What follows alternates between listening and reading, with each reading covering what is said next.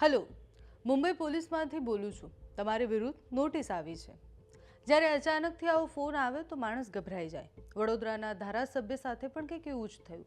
એક ફોન આવ્યો અને પછી આપણને પ્રશ્ન એ થાય કે મુંબઈ પોલીસે શું નોટિસ આપી છે અને કેમ ધારાસભ્યને ફોન કર્યો. કયા ધારાસભ્ય એ હશે? આ બધા જ પ્રશ્ન હતા. ધારાસભ્યનું નામ છે યોગેશ પટેલ અને એમને ફોન આવે છે અચાનકથી અને પછી એમને ખબર પડે છે કે મારો તો ડિજિટલ અરેસ્ટ કરવાના પ્રયાસ થઈ રહ્યા છે. નમસ્કાર, આપની સાથે હું છું પાયલ.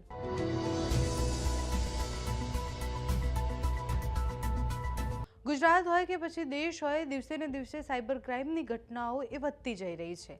આપણે છાપું ઉથલાઈને જોઈએ તો આપણને ખબર પડે કે એક બે ઘટનાઓ તો એવી હોય જે સાયબર ક્રાઇમને લગતી હોય છે, જેમાં અનેક લોકો એ સાયબર ગઠિયાઓ જે કહેવાય છે એ લોકોને લૂંટી રહ્યા છે. ડિજિટલ અરેસ્ટના કિસ્સાઓ પણ આપણે અનેક સાંભળ્યા છે, જેમાં કરોડો રૂપિયા પડાવી પાડ્યા હોય.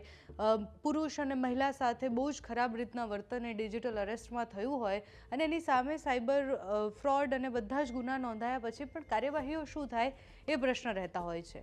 ડિજિટલ અરેસ્ટના આવા કેસ વચ્ચે યોગેશ પટેલ જે ધારાસભ્ય છે એમને ફોન આવે છે. ફોન આવ્યા પછી અજાણ્યા નંબરથી આવેલો એ ફોન અને એ ફોન ઉપાડે છે તો એમને કહેવામાં આવે છે કે હું મુંબઈથી બોલું છું અને પછી એ કહે છે કે પોલીસમાં તમારી ફરિયાદ થઈ છે, તમારા વિરુદ્ધ નોટિસ આવી છે.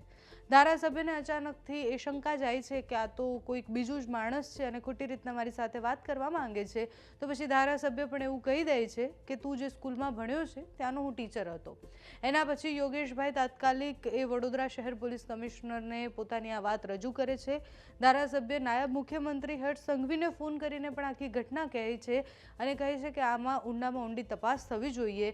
એક ધારાસભ્ય જે સજાગ હોય છે એમને ખબર છે કે આવું બધું થઈ રહ્યું છે એટલે એની સામે લડી શકે છે. કોઈ સામાન્ય માણસના લોકો કેટલું પજવતા હશે. યોગેશ પટેલનું કહેવું છે કે કોલ આવ્યો એ મુંબઈ પોલીસનો લોગો દેખાતો હતો અને સાયબર પોલીસ અત્યારે એની તપાસ કરી રહી છે. યોગેશભાઈનું ઇન્ટરવ્યૂ જ્યારે એક મીડિયા ચેનલે લીધું ત્યારે એવું કહી રહ્યા છે કે આજે સવારે 11:27 મને એક અજાણ્યા ફોન નંબરથી ફોન આવે છે. સામે વ્યક્તિ જે હોય છે એ મારું નામ પૂછે છે. નામ પૂછ્યા પછી કહે છે કે મુંબઈ પોલીસમાંથી બોલું છું અને તમારી વિરુદ્ધ એક નોટિસ આવી છે. તે નોટિસ પણ મને મોકલવાનો પ્રયાસ કરે છે. એ વ્યક્તિ ગુજરાતીમાં વાત કરતો હોય છે. મને તરત જ શંકા જાય છે અને હું વળતો જવાબ આપું છું કે તમે જે સ્કૂલમાં ભણ્યા છો એનો હું પ્રિન્સિપલ રહી ચૂક્યો છું અને પછી તરત એ ફોન કાપી નાખે છે.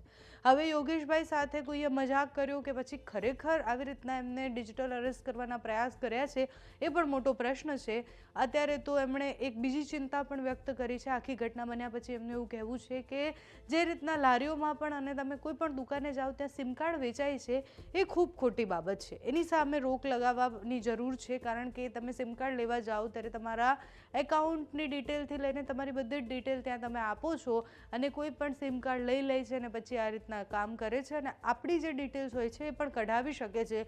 એટલે આવી રીતના જે સિમ કાર્ડો વેચાય છે એના ઉપર રોક લગાવવી જોઈએ.